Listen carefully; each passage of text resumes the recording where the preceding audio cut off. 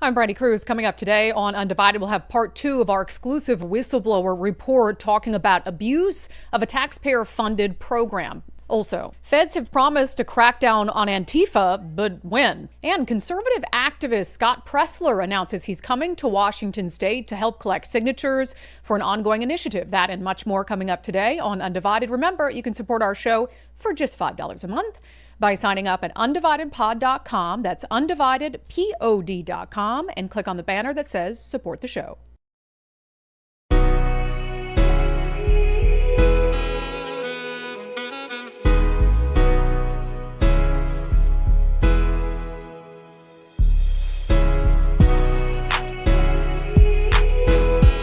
Hello, and welcome to Undivided. Thank you for being here. Thank you so much for your commitment to giving common sense a comeback. I'm Brandi Kruse.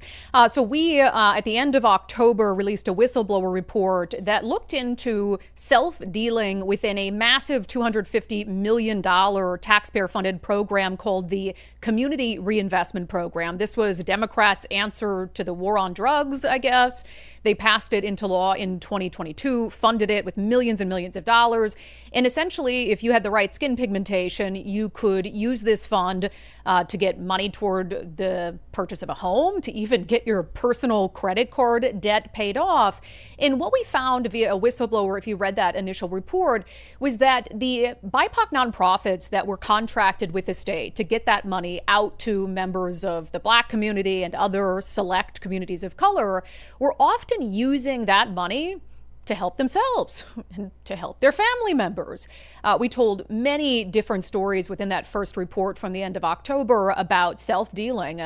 Employee of the Urban League getting $49,000 to pay off credit card debt. The daughter of an employee of the Urban League getting $350,000 toward the purchase of a home. And we said at the time that we ran that initial report that we had a lot of follow-up to do. It was only scratching the surface of the alleged self-dealing within the program that our whistleblower told us about. So in the weeks that have followed, we've been tracking down leads, following up on tips, digging into documents, and today we published our second installment in our work looking into the Community Reinvestment Program. The headline, it's an infuriating one: From Fugitive Felon to Homeowner. Thanks to Washington taxpayers, the list of insiders who benefited from a taxpayer-funded program for people of color include a convicted pimp and a preacher with direct ties to the Urban League of Metropolitan Seattle. So in this latest edition, we again focus strictly on the Urban League of Metropolitan Seattle. As we've said before, it is not the only BIPOC nonprofit contracted with the state to hand out this money, but there is so much there that we still have not exhausted the alleged self-dealing within this one organization, the Urban League of Metropolitan Seattle. So after our last whistleblower report, we continued to track down names and tips about potential people working at the Urban League who benefited from this money. And here's the difficulty in this, because I want to be clear. We've asked the Urban League of Metropolitan Seattle to simply provide us with a list. You know what? We're already on to you. Let's just have a full list of all Urban League employees, board members, staff members, and their family members who were given Community Reinvestment Program funds through your organization. Let's just, in the interest of transparency, put all our cards on the table, but they have refused to do so. So short of going to every county in the state and digging through tens of thousands of property records and cross-referencing them with publicly available data to see if we can find people who work for the Urban League, we have no way on our own of compiling a complete list. So all we can rely on are tips.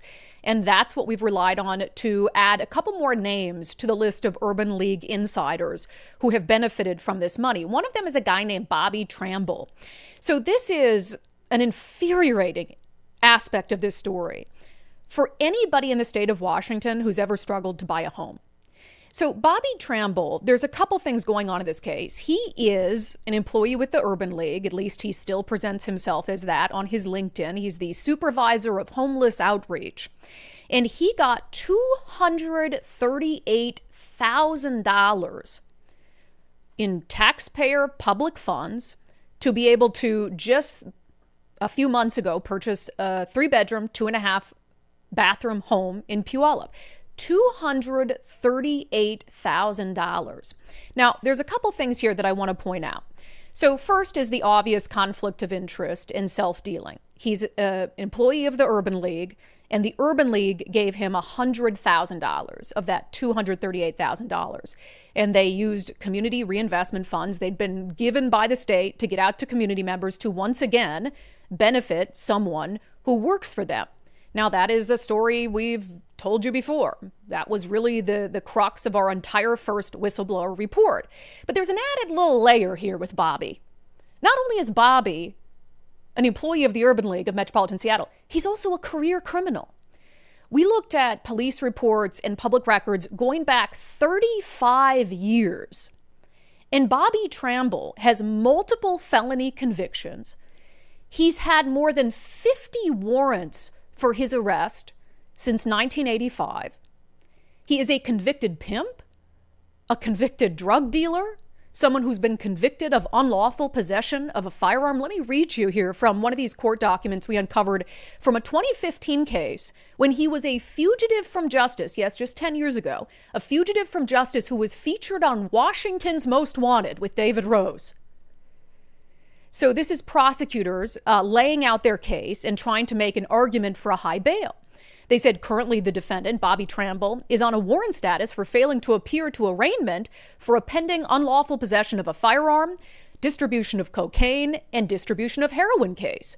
In that case, the defendant was arrested in March of 2015 in possession of a handgun with 2 loaded magazines, even though he was a felon prohibited from owning a firearm, over 5 grams of cocaine, a small amount of heroin, and a large amount of cash. The money was separated into stacks of $100. Officers later determined that the handgun recovered in the defendant's car had been stolen in a residential burglary in May of 2014. 2 days after his arrest, the defendant was out of custody and selling narcotics to undercover SPD officers. Additionally, it appears from the discovery provided in this case that the defendant was likely engaged in the promotion of prostitution during the past several months, although charges relating to that have not yet been filed. The defendant's criminal history includes prior convictions for unlawful possession of a firearm in the first degree, 3 counts felony VUXA, which is a drug crime, delivery of cocaine, promoting prostitution in the first degree, promoting prostitution in the second degree, on and on and on. The defendant has 47 cases showing warrant activity, and there have been 50 warrants issued out of King County for his arrest since 1986. What does that get you in Washington state? It gets you $250,000 in free taxpayer money to buy a house. Forget the connection to the Urban League of Metropolitan Seattle. Think of how many people out there have done everything right, have gone to school, graduated from school, got jobs, and still cannot afford to buy a home, have never been in trouble a day in their life, and aren't getting jack shit from the state of Washington except high taxes. So it adds this really in what this whistleblower report focuses on are a couple things. Yes, we provide these 2 instances just in the interest of sharing the growing list of Urban League insiders who are benefiting. In addition to Bobby Tramble, there's also a man named Joseph Manaway, who we've uncovered with help from our whistleblower. He's a local preacher, very well connected, and according to documents that we've obtained, he got $100,000 from the Urban League, and his LinkedIn currently lists himself as the Director of Fund Development at the Urban League of Metropolitan Seattle.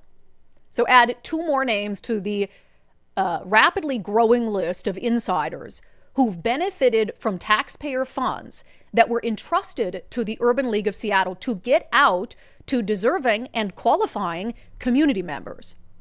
So that in and of itself is enough here. But you add that added layer of the fundamental unfairness of a program like this.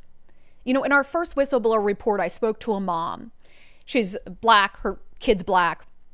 He's in his late 20s. He graduated from high school, got great grades, went to college. She said he's worked a job since he was 16 years old. Sometimes he's worked 2 jobs, has never been in trouble. Good kid. But he's in his late 20s in Washington. Basically, anyone in their late 20s in Washington has a hell of a hard time buying a home. So as a member of the Black community in Seattle, he applied through the Urban League to try to get his hands on some of these funds that were given to the Urban League for just that purpose, went through all the hoops, only to be told that he wasn't going to be accepted, wasn't going to get the money. And members of the community had been told that the money that the Urban League had to give out had dried up. And then after they're telling people the money's dried up, they're giving these, six-figure payouts to their own employees. And in this case, an employee who was a career criminal. Now, maybe he's kept his nose clean for the last 10 years. He now works in homeless outreach. I think that's great. If he was able to turn his life around and he's not engaged in any sort of criminal conduct and he's found something useful and meaningful to do with his life, I think that's fantastic. I have people who've committed crimes in my own family. I want nothing more than for them to continue to lead productive lives and leave that past behind them. It doesn't mean you get a free house. You know what I'm saying? It doesn't mean you get $250,000 in our hard-earned money. People who have done nothing but pay taxes and follow the law. So a convicted pimp and drug dealer who carried around a loaded stolen gun that was taken from a home in a residential burglary, that he gets $250,000 to make it easier to buy a home. But that really is the essence of what this whole program was designed to do. The Community Reinvestment Program was passed again by Democrats to make amends for the war on drugs, to help people who were disproportionately impacted by the war on drugs. I don't know about you, but when I hear, war on drugs, first of all, I don't think you should serve a lengthy prison sentence for drug possession, simple possession, where it's for personal use, you're addicted to drugs, and you're in a crisis. And I think that there were times in the 80s and 90s where people got awfully high jail or prison sentences when they probably should have got or been given some form or fashion of help for their substance abuse issue. But that's not what we're talking about here with Bobby Trample. If anything, he perpetuated the war on drugs by dealing drugs to these very community members who then went to prison when they were caught with those narcotics. But I mean, the essence of the program is really about helping criminals. In a lot of cases, I mean, there's a huge element of the program that we haven't even gotten into yet that is specifically to assist people with re-entry into the community. So specifically to help people once they get out of prison. And again, I'm all for that. I want people to have a chance at a better life and make sure they're on a better path forward. But the Urban League of Metropolitan Seattle gets millions of dollars in private donations. They can do that with that money. They can do that with that money. And it doesn't mean that you should get tens of thousands of dollars to pay off credit card debt that you've racked up, to put you in a better position to buy a home. It doesn't mean that taxpayers should foot the bill for you to start a business or to purchase a house or a condo. So there's this real fundamental unfairness and discriminatory aspect of this program. I mean, at the baseline, gifting people public funds based on their skin pigmentation is wrong. The federal government should take a look at this. There is no way in the world it should be lawful. And the only reason Democrats get around it is the way that they word state law. They basically say, well, these funds should go to community programs that match these skin pigments. But they put the wording in there, including but not limited to. So then they can say, oh, we're not excluding white people. Yeah, I would love to see a white person walk into the Urban League of Metropolitan Seattle and ask them if they could get help with a home down payment. Would love to see how that works out for them. So as you guys know, as we've been tracking this story, and there is so much more to come, we're going to be on this like a dog on a bone, because apparently the legacy media doesn't care about it at all. One other news organization, since we broke this story at the end of October, the Center Square of Washington, all the credit in the world to them for picking it up and going to investigate other aspects of self-dealing within this program and adding to our reporting, doing their own reporting, which has had fantastic results so far. The only other outlet in the state that's been willing to pick it up. I was joking with Nicole today. I said, how many days until the Seattle Times does a story on this? But only as a way to paint me as a bigot for exposing it, because you know that story is coming. So we do this story end of October. And I'll tell you, I was inundated and continue to be inundated with emails, social media comments from members of Seattle's Black community who are livid about this. Not mad at me, mad at the Urban League, who say that they feel wronged, who say they've lost trust in the Urban League. And we continue to talk to those individuals. One of them, a former Urban League employee, is quoted in the story that came out this morning, which you can find no paywall on Patreon and Locals. But you'll remember a couple weeks ago after a story aired, the Urban League of Metropolitan Seattle posted a statement about it on their social media pages. I'm going to read that for you again in full because it's important in the context of our continued investigation. The Urban League of Metropolitan Seattle is aware of recent media reports and remains steadfast in its commitment to transparency, accountability, and equity across all programs. Our organization operates under strict guidelines and eligibility requirements established by the Washington State Department of Commerce, ensuring every applicant is treated fairly and equitably. We take all concerns about program administration seriously and remain dedicated to maintaining the public's trust in every aspect of our work. The allegations made about our organization contain false and misleading claims. We deny these assertions and stand firmly by our record. Here's the problem. Despite multiple requests that they do so, the Urban League has never explained to us what is false and misleading about our report. If there was truly something false about our report, I would have anticipated a cease and desist. This is an organization that has hundreds of millions of dollars, massive donors. If there was actually something false about the report, they would have sued us over it by now. They would have sent us a cease and desist, and they haven't. And they haven't answered, including up to yesterday, an email that we sent saying, listen, we want to follow up on the statement that you put out ahead of another report that we're publishing tomorrow. And certainly, if there is anything that we have said and reported on that is false or misleading, detail that for us, and we would be more than happy. In fact, it is our duty and obligation to make a correction. And you know by now that I'm happy to make a correction if we got something wrong. But we didn't get anything wrong. All of this is based on publicly available data and information. The other thing that I want to point out in that Urban League statement, and if you go to this statement on their Facebook page, you'll see members of the Black community who aren't mad at me. They're mad at the Urban League. The Urban League says in here that it has a commitment to transparency and accountability. Where's the transparency? Where's the accountability? We've asked multiple times, in the interest of transparency to the community you serve, provide us with a list of names. Let's just put all our cards on the table, because if not, this is going to be a leak, drip, drip, drip, drip, drip. And I'll tell you what, my experience as a reporter, better to get it all out there at once and move on. But instead, we have to go out there, follow up on tips and sources, and work with our whistleblower, Corey Orvold. And we're going to continue to push out stories. Every time we find another Urban League insider who benefited from this money, we're going to continue to push out individual stories. Do you want that? Or do you just want to give us the list of names? And they say, and they've told us that this is a privacy issue. That's bullshit. It's not a privacy issue. Why is it not a privacy issue? Because when you buy a house, you have to file those documents with the county. Those documents are publicly available for people who want them. So there's no data as part of any of this, no information that the public can't get its hands on if it knows what to look for. So there's no privacy to be protected. Does that make sense? So they're just making up an excuse. They just know that that list is probably very long. And that list probably does not look very good for them. I sent them an email yesterday asking them if they've taken any internal actions to begin any sort of internal review. As you know, we reported on it yesterday. The Urban League of Tacoma has already, even though they weren't the subject of our reporting, put their CEO on leave and launched an independent third-party investigation because there's now been some concerns from their community about how they may have handled community reinvestment program funds. And again, they're not even the subject of our story yet. I'll just put a little pin in that for you. So what has the Urban League of Metropolitan Seattle done? We don't know. For all this talk of transparency and accountability, they sure aren't showing much interest in being transparent or accountable. Now, as you know, and we have another story, we had so much information that we've gathered between our last report and this one. It was too much to put all in the same follow-up report. So we have another one airing next week, and it's going to talk about some of the gatekeeping within the Black community.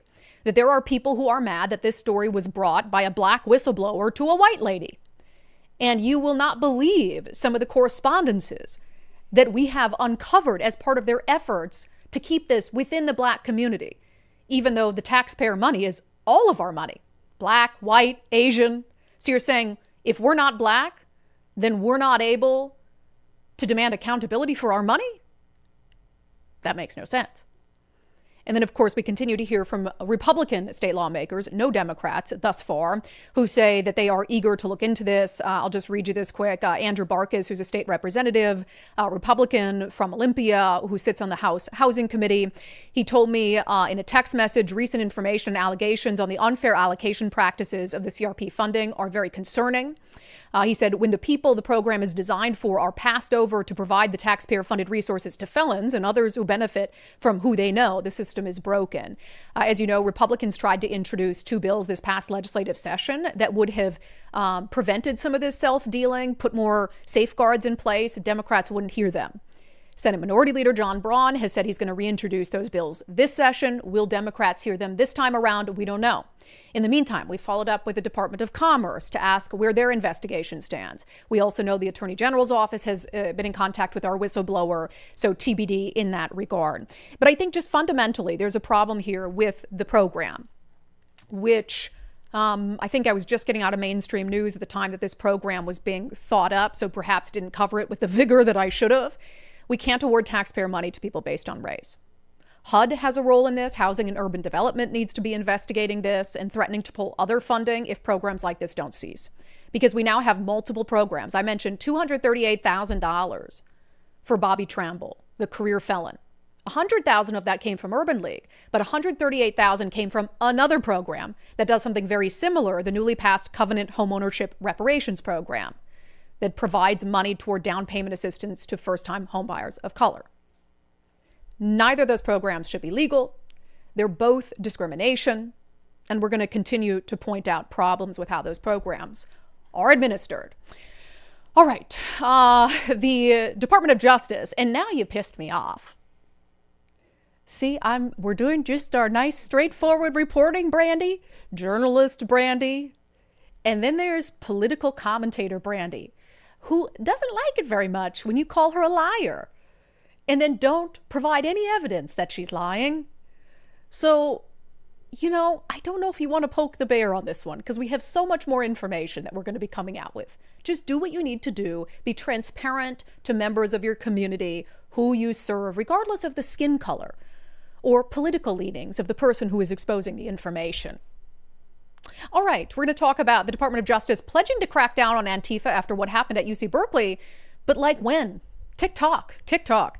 First, we got a wonderful story about an undivided viewer who took the First Mark challenge. Buckle up for this one. Man, First Mark doing a great job. Christine sent us this. She said, I had a bit of an insurance scare recently by receiving a notification from my carrier that my insurance was being dropped in less than 30 days. The carrier was dissolving. So I called up First Mark and talked through what I had for my 2 businesses. They found a way to work with an insurance company to bundle the 2 businesses into one plan. Then we worked on going through our home and vehicle insurance. In total, we are saving over $10,000 a year, along with adding a 3rd new vehicle to the policy. You guys, 2 businesses, home, vehicle, adding a new vehicle, still saving $10,000 just because she called First Mark. Christine says, in fact, when I canceled our home insurance, our previous broker was curious to see what we got and figured out and if he could match it. I shared the snippets and he was blown away. Our policy had been one of the highest cost home policies he'd ever seen, and he wasn't able to even come close. He was very impressed with what First Mark put together. See, even the other brokers are jealous of First Mark because they do such a damn good job. She said, thank you for continually nagging about doing the First Mark challenge. It really has paid off. And she says, yes, I am already a subscriber. Because, of course, when you save money with First Mark, we demand that you become a subscriber, because if we helped you save money through First Mark, the least you could do is give us $5 a month. You know what I'm saying? Is that a what do you call that? Like we send you business, you send us something back. I don't know what that's called. There's a word for that. No, I don't know what it's called. Kickback, but no. It's just me shaming you. All right, so firstmarkinsurance.com, firstmarkinsurance.com. Great job, Christine. $10,000. Buy yourself something nice. The very best part is First Mark works for you, not the insurance company. So schedule the First Mark challenge today. Okay, a little bit of video here. We played yesterday what happened at UC Berkley. So this was absolute chaos. And I guess it should have been expected. There was a Turning Point USA event at UC Berkley. It was the end of their tour that they embarked on following the assassination of Charlie Kirk. And the leftist terrorists were there in full force, assaulting conservatives, lighting fires in the streets, assaulting police officers, trying to harass and intimidate people from going inside. It was a full-blown left-wing mob. And it's completely unacceptable. And again, this event, UC Berkeley and UC Berkeley police knew it was going to happen for weeks. Yet they are just perfectly fine tolerating a certain level of left-wing violence. It's insane. So after this happened, Harmeet Dillon, who we've talked about quite a bit, she's become kind of the face of the DOJ. I mean, her and Pam Bondi, but she's an assistant attorney general for the United States in their civil rights division. She sent out a tweet and a copy of a letter that her office sent to the president of the University of California, Berkeley. She says, "We saw all of this at Berkeley back in 2017. Berkeley was sued and settled the case. The Civil Rights Division of DOJ will investigate what happened here, and I see several issues of serious concern regarding campus and local security and Antifa's ability to operate with impunity in California." So she sends this letter demanding that the University of California, Berkeley and the UC the UC Berkeley Police Department maintain all records, all emails, don't delete anything, and then provide them with communication that might be relevant to show how they prepared, if they prepared, and what their posture toward expected left-wing rioters was going to be. Harmeet Dillon also went last night on Fox News with Laura Ingraham and talked about sort of the civil rights angle of a case that they might pursue here.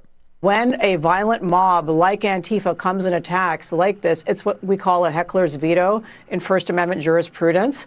And given the fact that there has now been a terrorist designation here, the Joint Terrorism Task Force is going to be looking into this together with the DOJ, my Civil Rights Division, and the FBI, and understand what happened here. How did it come to be the case that when Berkeley has noticed that this type of violence occurs on the campus, when conservative speakers come to speak, and by Rob Schneider had been scheduled to speak, it was a sold-out crowd of 2,000 people, and less than 1,000 people were there in the stadium because people were intimidated by this violence. So this is not a consequence-free situation. Berkeley has announced, oh, we're so happy that 1,000 people came to hear this. That is not the whole story. The story is that when Sonia Sotomayor comes to speak, when the Dalai Lama comes to speak, the Berkeley campus somehow is able to protect the speaker and all of the people who attend.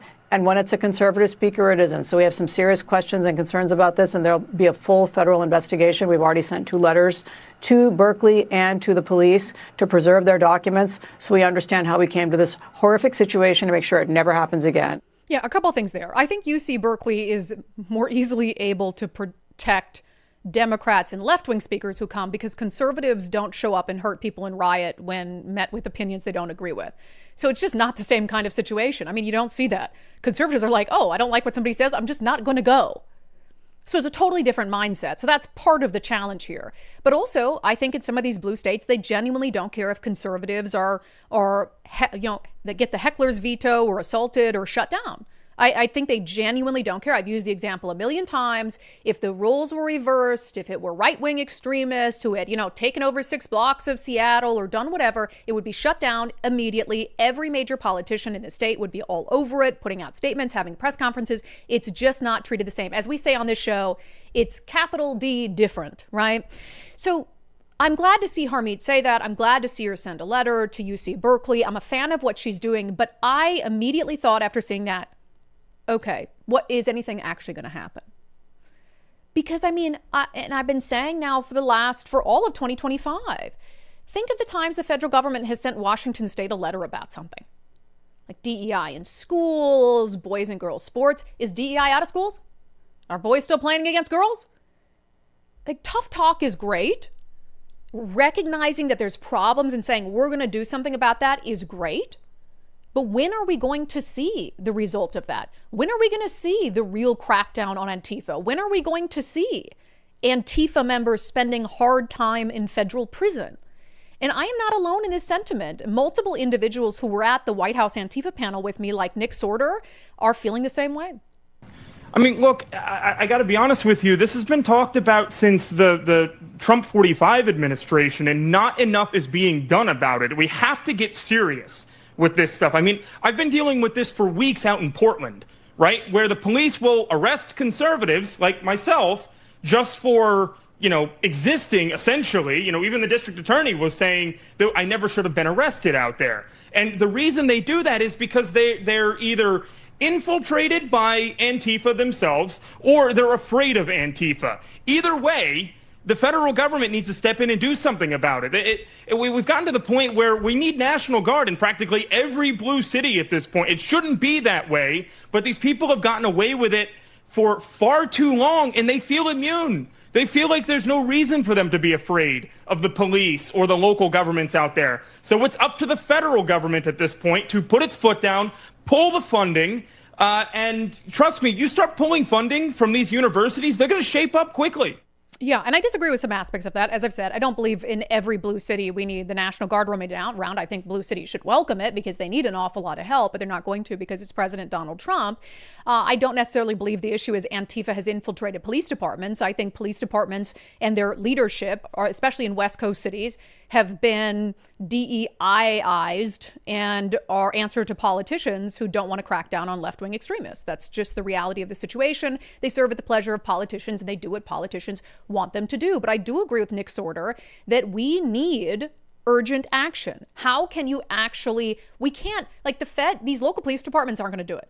In Seattle, 15 years, and they haven't made any sort of meaningful effort to really take down Antifa. I mean, I was assaulted in broad daylight in front of a bajillion cameras in Tukwila, and nobody that I know of is in jail for that yet. I mean, somebody tried to blind me with wasp killer, and had it been a conservative who did it to a liberal journalist, I think that probably would have been dealt with a little more quickly because of political pressure.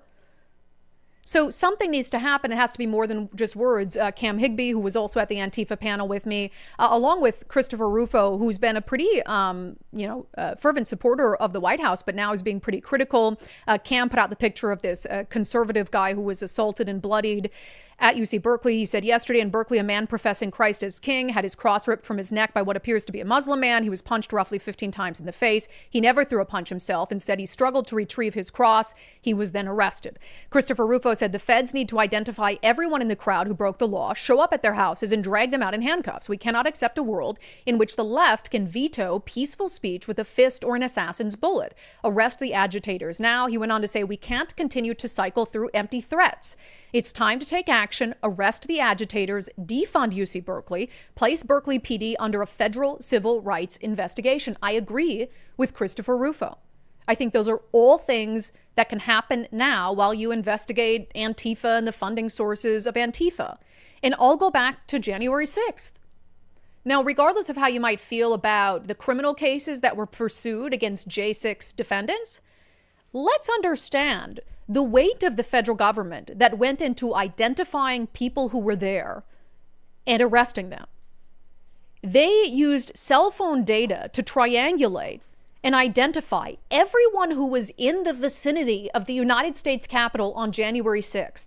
And then they sent FBI agents to knock on their doors, even years later, to try to figure out if they participated in entering the Capitol. They have the ability to do what Christopher Rufo is saying there. They have the ability to track down and identify the lawbreakers and to show up at their door with a warrant for their arrest. They have it because they used it on the J6ers, albeit under a different president, but it's the same FBI, it's the same DOJ. It's just wild to me that isn't happening yet. And one of the things, I just want to play this clip again from, and this is why I made this a central part of my brief remarks to the president when I was at the White House, is look, we don't know who's going to be elected president next.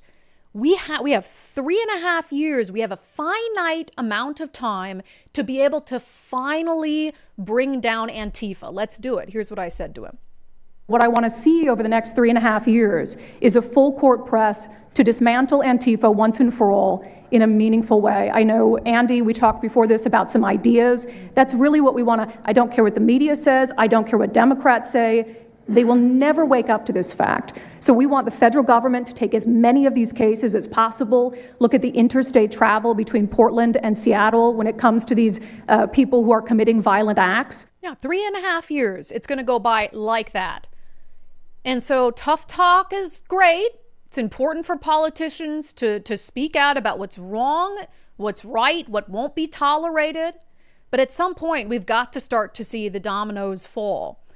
And yes, I'm going to be critical of the Trump administration. They've promised a certain result weeks ago, a couple days after the White House Antifa roundtable. Kash Patel was saying we're zeroing in on the funding of Antifa. I haven't heard anything about that yet. So we've got our eye on them, and they will get the same rigor that we give everyone else who makes promises that they don't deliver on. All right, coming up next, Scott Presler is coming to Washington State. If you don't know who that is, I'll tell you, and we'll explain what he's here to do. First, if you are thinking about selling your home, reach out to our friend Wes Jones at sellwithwes.com. We hear so many Wes Jones success stories. This one from Mark B. All I can say, it was very smooth and just what I was hoping for. We had to sell my mom's house, and it needed a little bit of prep, new carpet, paint, yard work. None of us lived nearby, and Wes, Erica, and the team took care of it all. We got asking price, and it sold the first weekend. I mean, that is a fantastic success story, and really, I think the benefit of Wes's listing boost concierge service, something you're not going to see with other real estate agents, where they'll come in. The first thing is, hey, does it need cosmetic upgrades in here to get the most value out of this home?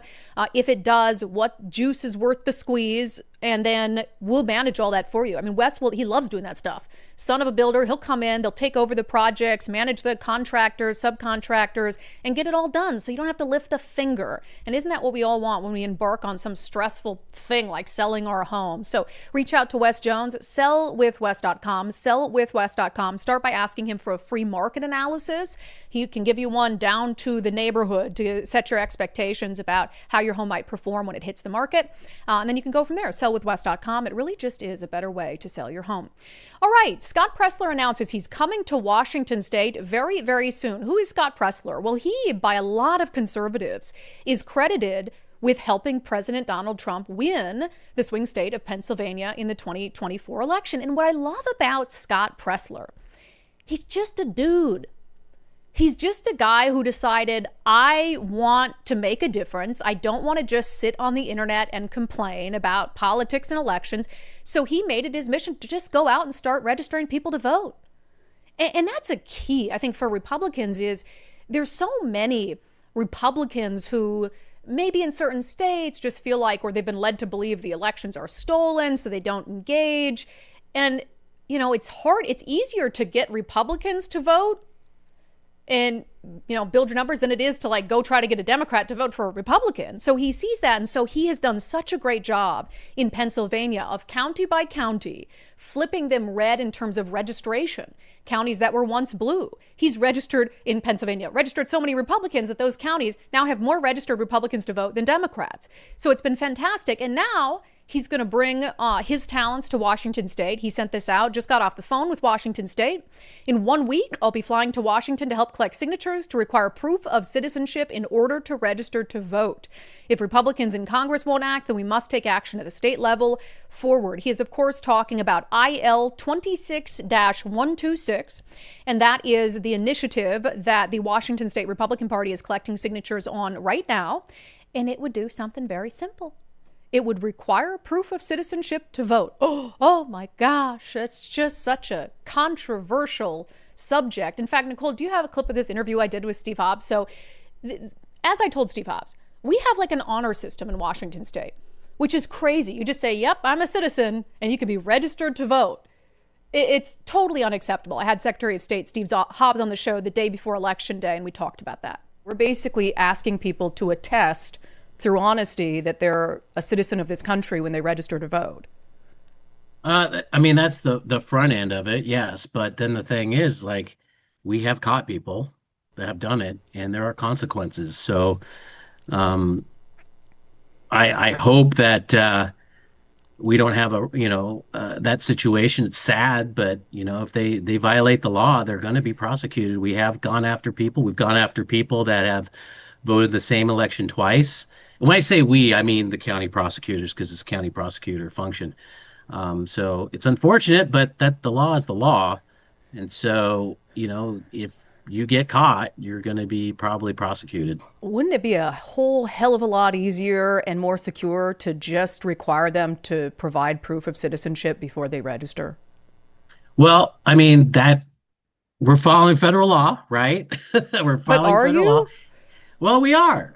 The federal law says that you have to prove who you are, right? And we attest, and they have to attest at registration. Also, with the enhanced driver's license, the new system of getting an enhanced driver's license, you are a U.S. citizen, right? So there is no question there. Yeah, but not everybody has to get them. There's no mandate to get them. You might not be able to fly, but right now my driver's license in my purse is not an enhanced ID. That's right. But there's also situations where you have citizens that just don't have access to their birth certificate.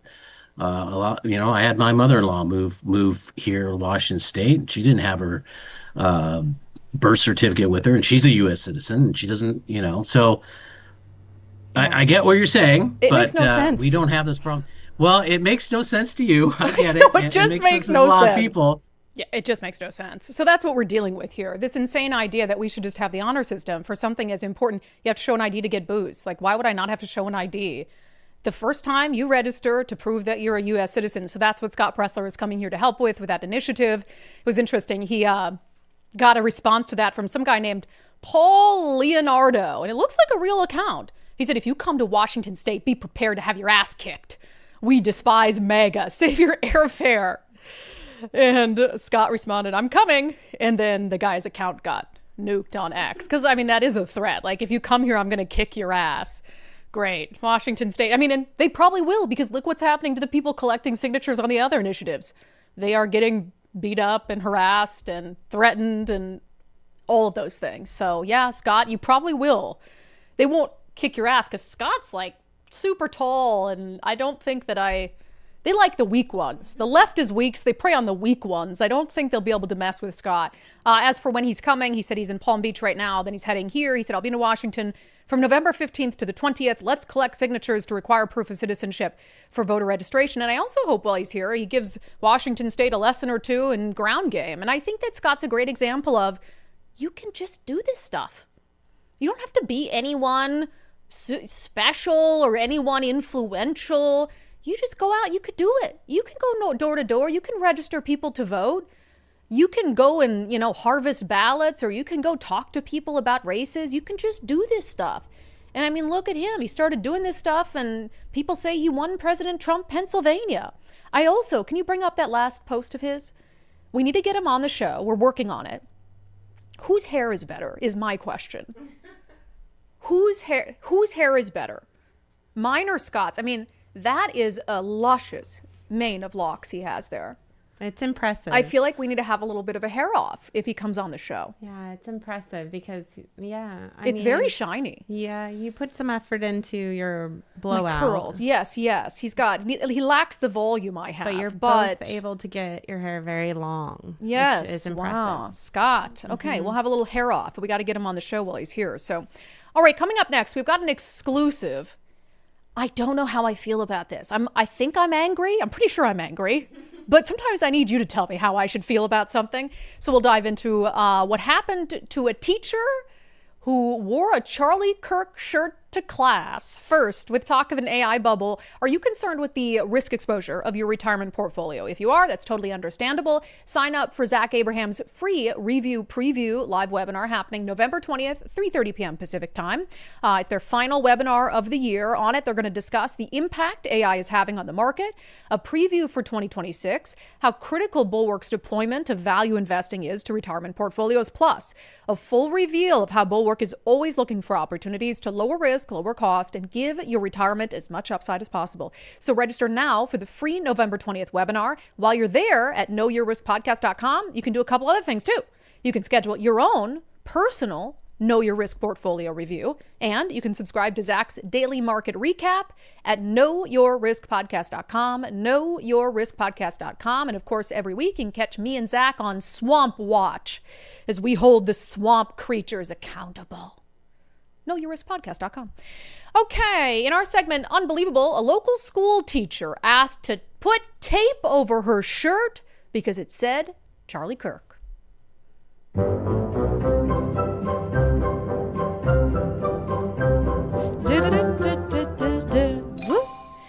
All right, teacher didn't want to use her name.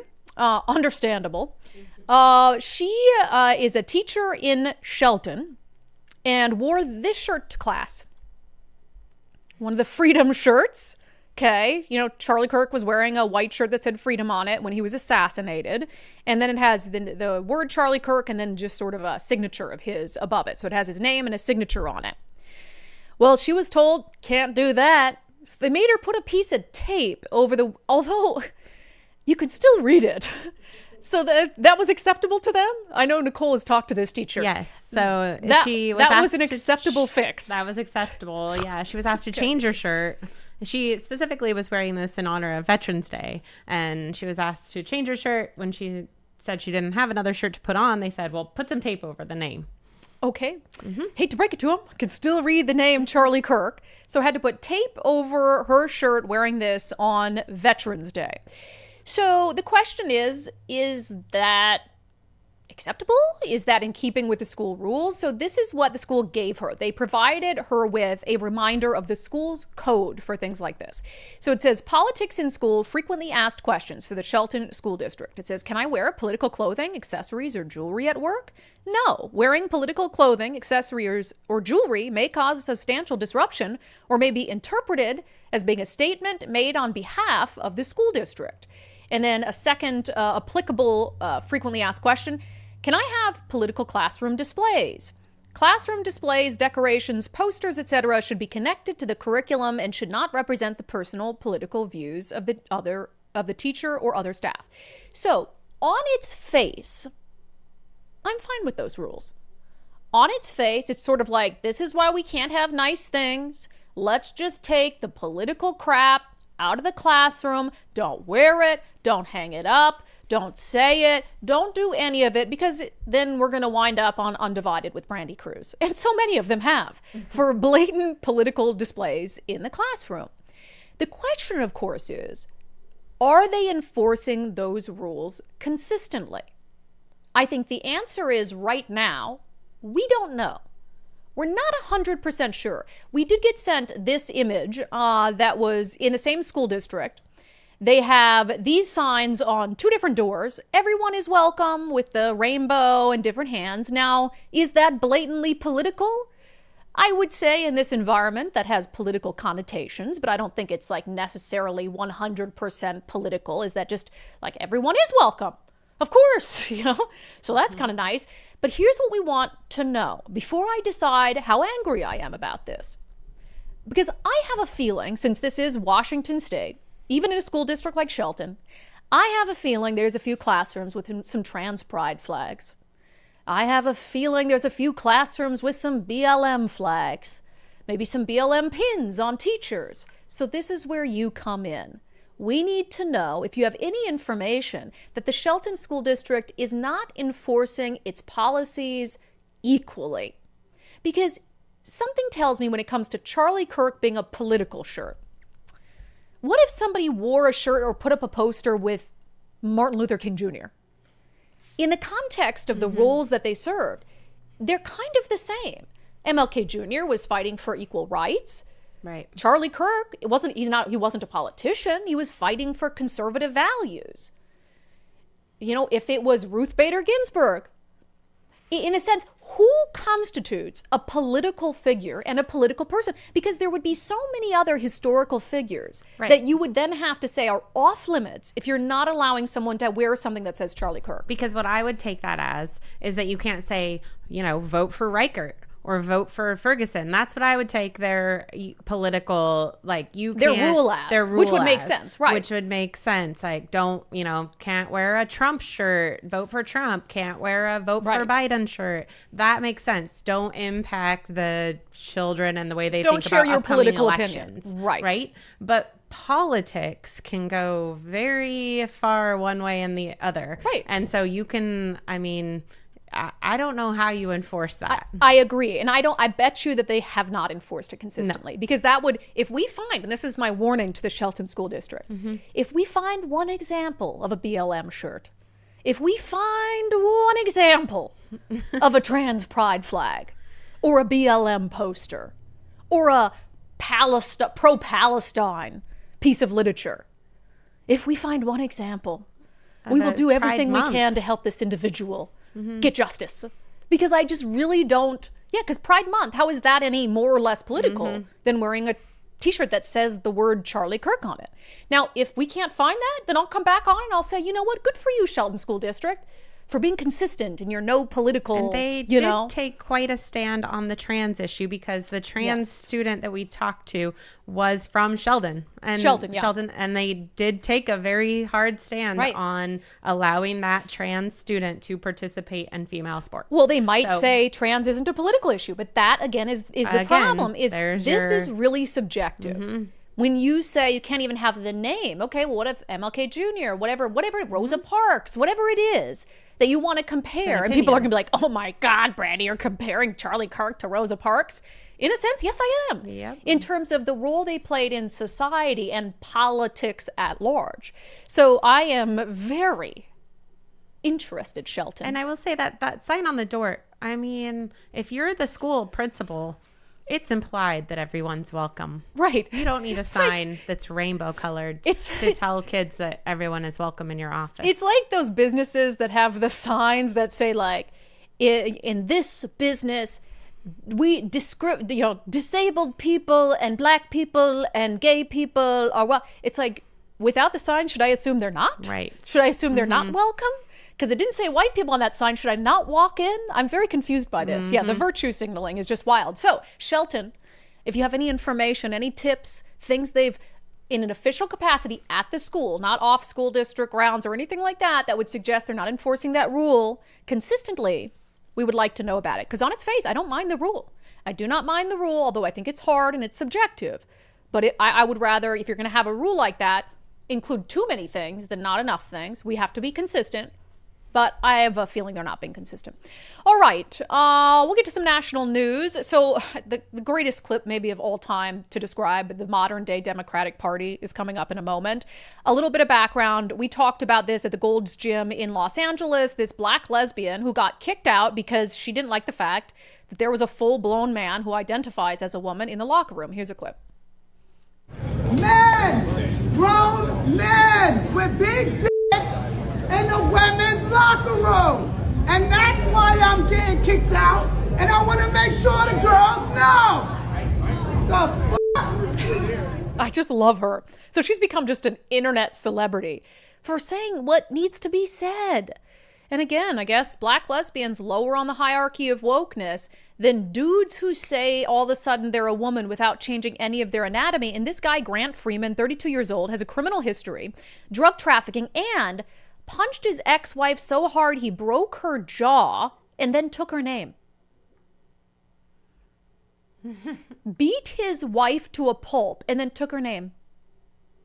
And all of a sudden said, I'm a woman now. And is in the women's locker room at Gold's Gym. And who do liberals side with? Him. The wife beater, drug trafficker says they're a woman over the black lesbian. Does that not tell you everything you need to know? So Tish is the black woman's name.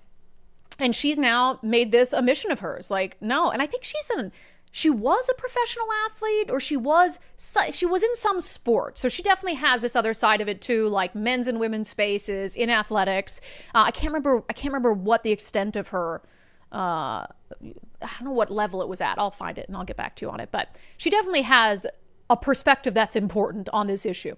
So she showed up to a town hall where State Senator Scott Wiener was. So you should get familiar with the name Scott Wiener. We've talked about him on the show before. He is a politician in San Francisco, but he's now running for Congress to replace Nancy Pelosi. And he'll probably win because San Francisco's, of course, going to go to whoever the Democrat is running for Congress. But the guy's a full-blown lunatic. So she attends front row this town hall, and Tish asks Scott Wiener this question. As a lesbian woman who was attacked in the women's locker room at Gold's Gym this week by a self-identifying trans woman with a documented history of domestic violence, I'm deeply concerned about women's safety in female-only spaces.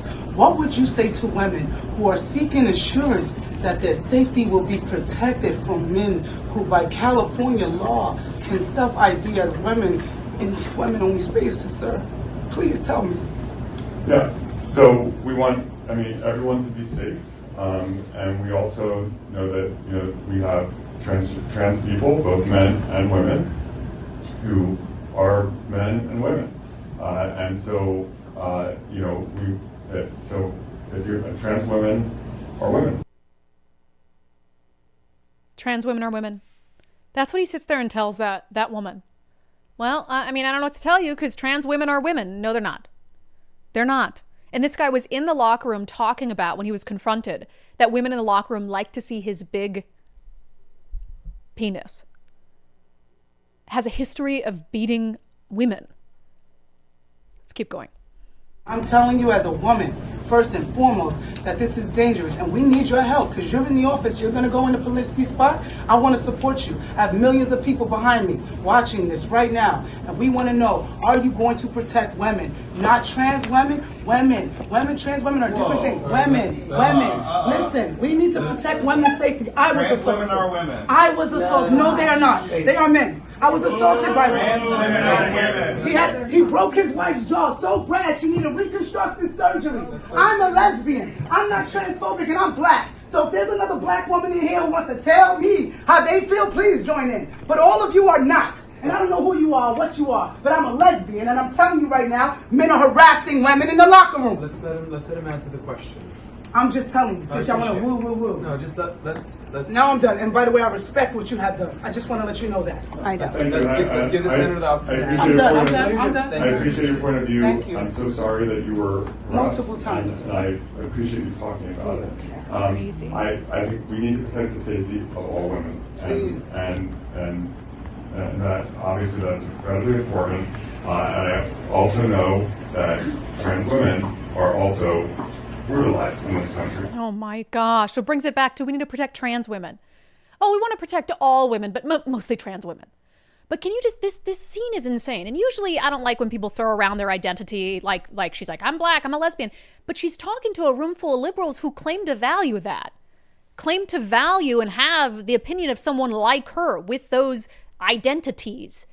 And they're basically jeering and booing her because she said men aren't women. I mean, that is the epitome of today's Democratic Party, is you'll have these snobby, well-to-do white liberals who want to sit in there and tell a black lesbian woman that she just needs to shut up, sit down, and deal with it when there's a man naked in her locker room. How can anyone vote for a Democrat?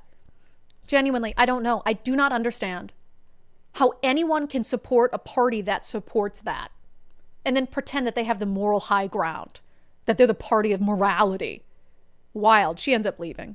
So women and cisgender women are brutalized in this country, and we have to protect the safety of all women. We have to protect women. We cannot be raped in the bathrooms by men that want to say they're women. They're not women. They're not women. I'm leaving. It's okay, but I'm not going to take it. I am leaving because you know what? You guys are not protecting women. You're doing a lot. The bills that you're passing for the law, I read a lot of them. They're great.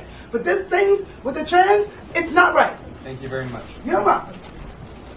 I mean, wild. And my name is Tish Hyman. Love her.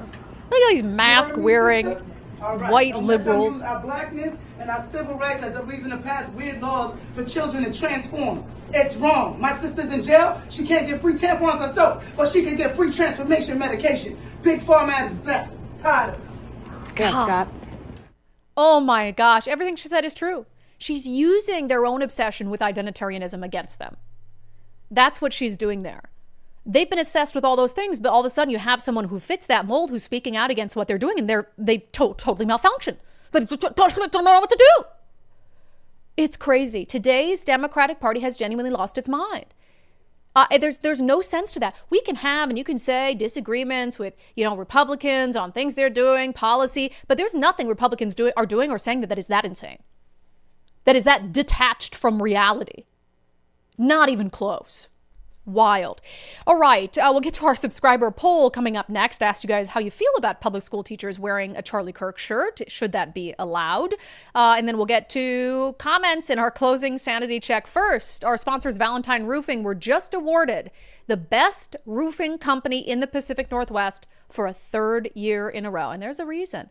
First of all, it's the variety of services they offer. They don't just do roofing. Yes, that's their main thing. But if you need gutters cleaned or installed, attic insulation, exterior cleaning, or custom holiday lights, They do it all. You can count on the pros at Valentine. When you see that red Valentine van at your neighbor's house, you know they're getting the Valentine experience. Seamless communication, meticulous cleanup, and a team that always goes the extra mile. When you call Valentine, you get honesty. If your roof can be repaired, they won't try to push you into a new roof. But if you do need a new roof, you can rest assured knowing your new roof will have a lifetime warranty. And they have flexible financing options, so you can talk through all of it with them when you schedule your free estimate by calling 206 Roofing. Again, call 206 Roofing, and please tell them that you heard about them right here on Undivided. 206 Roofing. Okay, I asked subscribers on Patreon and Locals and X, should public school teachers be allowed to wear a Turning Point USA Charlie Kirk shirt in class? Now you know the reason I asked you that question. Yay or nay? Nicole. Now let's operate on the belief that we're being morally consistent here. Yeah, I mean, based on moral consistency, because I believe that they would be allowed to wear an Obama change t-shirt, then yes. If you want to say there is absolutely no politics, no activism allowed in classrooms, then no. Yeah, in a perfect world. In a perfect world. So my answer to this is no, if it's being applied fairly, right? Because then it's just, again, it goes back that you can't have nice things. And if you allow the Charlie Kirk shirt, what else do you allow? Who do you exclude? I think it's just too difficult. You either have to be very forceful and consistent, or you just got to say, wear whatever the hell you want to class, no big deal. So it's tough. Most of you are saying no. Our 64% of subscribers say no, public school teachers should not be allowed to wear a Turning Point USA Charlie Kirk shirt to class, which I think tells you something, that because I think most of them lean towards being conservatives. Kevin said, no, I believe slogans or graphics or political attire should not be allowed in the classroom. Brenda says, nope, no slogans, graphics, or pics that have political or religious implications, too distracting from learning, and kids should have strict dress codes as well, uniforms even. Aaron, teachers should never be allowed to wear, post, advertise anything that identifies their political beliefs in school. Let's see. Bill said, well, did teachers wear BLM shirts? Bill, we all know the answer to that. And that is the fundamental issue here. That is the fundamental issue here. Is in our schools in Washington State, liberal teachers have been able, I mean, you go to Seattle Public Schools, they have pro-Hamas, and not just pro-Hamas propaganda that we've reported on the show. BLM, classrooms dripping in trans ideology, all sorts of unhinged stuff. So that's the problem that we're dealing with here, obviously. Jen says, I'm saying no because I don't want teachers able to wear a t-shirt that promotes any liberal garbage either. Pat, fairly enforced seems one can choose to be triggered by everything. And that is true. It's like, gosh, that really rules out an awful lot of stuff for fear of triggering someone. Let's see. Pat, no LGBTQ, BLM, and it seems Christian triggers too. So the lines being drawn, blinds been drawn. Aren't there dress codes? Yeah, and I think that's what they say in the dress code that they put into place. It's just the issue of, is it being fairly enforced? A couple from Locals, let me get to quick. Wagon Urkel says, let's be consistent. Politics and ideology do not belong in the classroom. Also, no PF flag. What does that mean? Oh, pride flag. Rainbow flags, etc. Ideology belongs to parents, not educators. See, I love that our viewers are so morally consistent. Lots of kids. Is that your screen name? Lots of kids. Hey, how many kids do you have? Lots. I have lots of kids. That's very funny. I'd love to say yes, but that would open the door to allowing Antifa, communist, or other acceptable clothing. Yeah, I think we all agree on that. So we're going to get to the bottom of this. We're going to find out if the school district is morally consistent or not, with your help. Can you tell I just love this sort of stuff? I do. I have a lot of fun. It's because I know the answer. Without knowing it, we know the answer. All right, we'll get to comments from the live stream on our exclusive whistleblower report part dose. Kevin Bates, I've been searching for resources and been trying like hell as a single father to get my son and I in a home. It's frustrating to see this. And it is. It's like, and I'm going to just go out on a limb, Kevin, and say you probably don't have a handful of felony convictions. I'm going to go out on a limb and say you're not a convicted pimp who dealt drugs and rolled around with illegal firearms.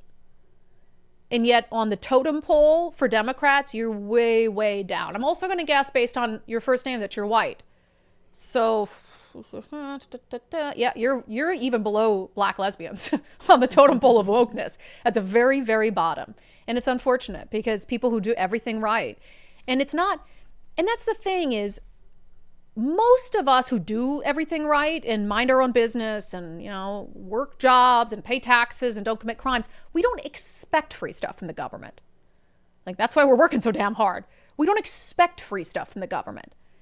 And so it's not like we're wandering out there like, give me free money, buy me a house. But then when you have programs that exist for other people, then we're frustrated by it, right? Let's see, Florence, community reinvestment program money should be a hand up, not a handout. Receive money for a home purchase. They must take classes on home care, repair work, debt recovery money. They need to take classes on spreadsheets and how to balance a checkbook and must work on improving their credit score. Make it a handout. So the thing is, there are requirements to get this money that you have to go to like a money management class. But our whistleblower was so curious about this because one of the elements is you could get debt forgiveness. Well, they'll just pay off your credit card debt, regardless of how you racked it up. Like you could have gone on a Chanel shopping spree and got your credit card paid off. And you had to go to this like finance class. So our whistleblower went because she was curious. And she said she didn't learn anything about, there was really nothing in there that she learned about how these people would avoid getting into credit card debt again. So it was like just a checked box. Moon Goddess, can I identify as a person of color and get a new home? You should try. And again, the law, as a way to avoid maybe federal civil rights lawsuits, says these groups including these groups, but not limited to. So they use that to say, but it's not limited to, so white people can get it too. Present me with one white person who's benefited from the community reinvestment program, and we'll have a conversation about it. Lil Miss J. So let me get this right, Brandi. I just need to come up with a catchy name for an NGO, and then I can fund my good buddies, free homes for our buddies. Yeah, I'm going to, right after this, head up to Aurora Avenue. I'm going to pimp out some women on Aurora Avenue. I'm going to find myself a little bit of fentanyl, deal it out to the homeless over there. While I'm at it, I'm going to break into a house. I'm going to steal someone's gun. I'm going to load it, and I'm going to roll around town with my hose in the back. And then I'm going to document it all, call police on myself so I get arrested, do some time in the pen. And as soon as I'm released, I expect a check from the government. And a new home. I expect a check from the government, $250,000 toward a new home. Oh, man. Did I offend like 10 groups of people there? Don't pull that when Brandi runs for office. Yes. And put that in her ad. I'm going to run around with my hose. Her opponent's ad, I guess. It's so bad. What is going on, you guys? What is going on? And also, am I wrong? Days before the Seattle Times targets me for pushing hate, because what do they always do? Oh, the Urban League is getting death threats. That's what it's going to be. Oh, Urban League is getting death threats and hate because of Brandi Kruse. But they do that literally every time. The Olympian did it to me. That will be the story. The News Tribune did it to me. That'll be the story. Ridiculous. On the DOJ pledging a crackdown at UC Berkley, Milkman, the leftist rot is deeper than we all thought. And it isn't a both sides issue. Conservatives don't show up and yell and scream so people they disagree with can't talk. They just don't do it. It doesn't happen.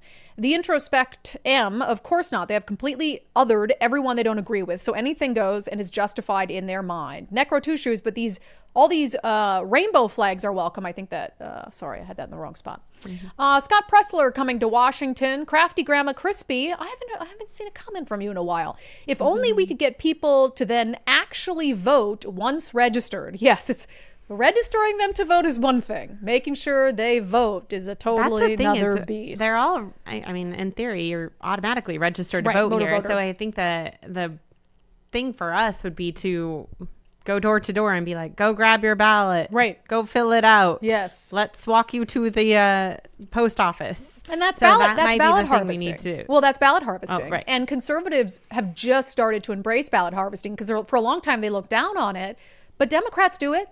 So if Democrats are doing it, you got to do it too. You might not like that it's a thing, but why would you leave that on the table? I mean, Katie Wilson, her team was out doing, what they did. I mean, they did ballot harvesting before the polls, quote unquote, closed, because there's no point in harvesting ballots after, because then they'd be turned in too late. But then you get into the curing.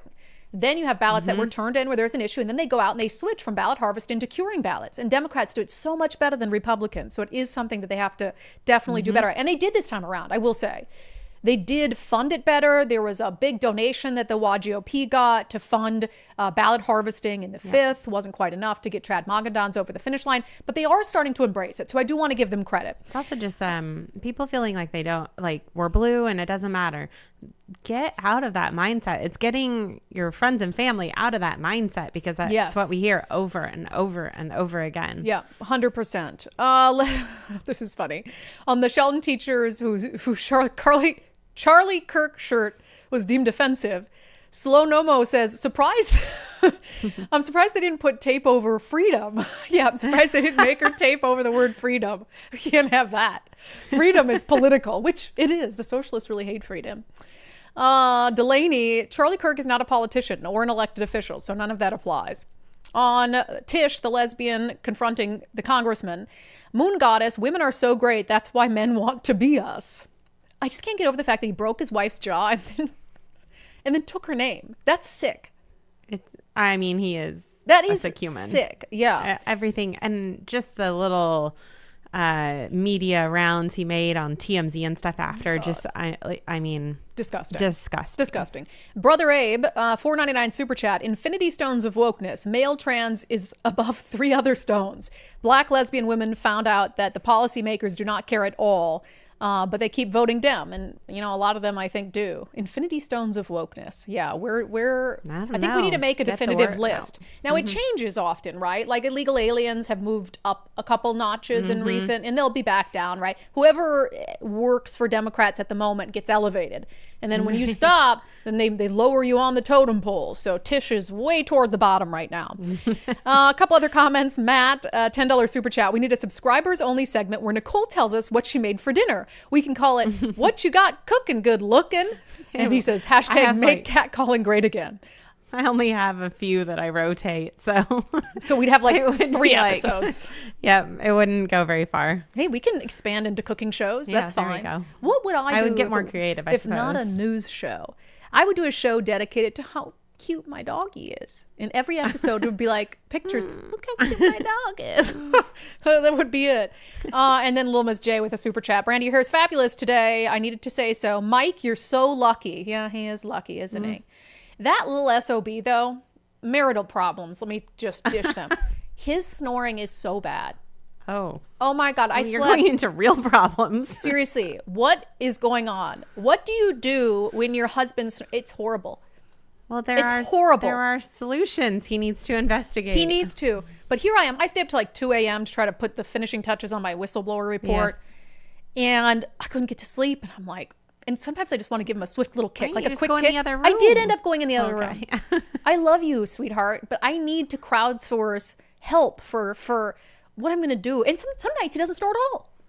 Some nights he's over there just like a peaceful. I mean, he's so cute because he sleeps smiling. It's so cute. When we first started dating, it's hard to be mad. I would take little pictures of him sleeping. Should I admit that? Yeah, I'd take little pictures because he'd be all tucked in. He'd be like. Like, he's so adorable. It's one of the reasons I fell in love with him. I'm like, he smiles while he sleeps. But then, man, do you some nights and you can't even just turn him a little bit? Well, I just want to kind of I'll say, hey, can you turn over? And he'll be like, yeah, sure. So it's fine, but I don't want to keep waking him up at night. No, for a little bit. For a little bit.